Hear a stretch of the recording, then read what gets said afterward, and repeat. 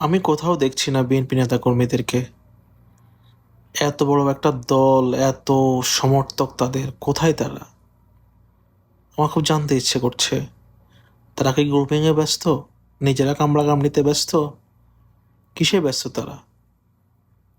আজকের এই সময় তারা ব্যস্ত হওয়া প্রয়োজন হচ্ছে দলের জন্য, অনলাইনে অফলাইনে জনগণের কাছে যাওয়া।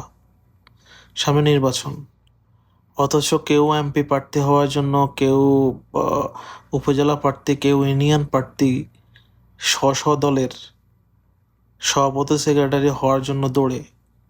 এই যে গ্রুপিং, এই যে নিজেরা নিজেরা কামড়া কামড়ি, এটা কবে শেষ হবে? আমার খুব জানতে ইচ্ছে করে। একটা পোস্ট বা একটা কমেন্ট দেওয়া যায় না জাসি কর্মীদের জন্য? হায়নার মতো ঝামড়ে লাফায় পড়ে কমেন্ট বক্সে। অথচ বিএনপির এত কর্মী সমর্থক, কোথাও কাউকে পাওয়া যাচ্ছে না।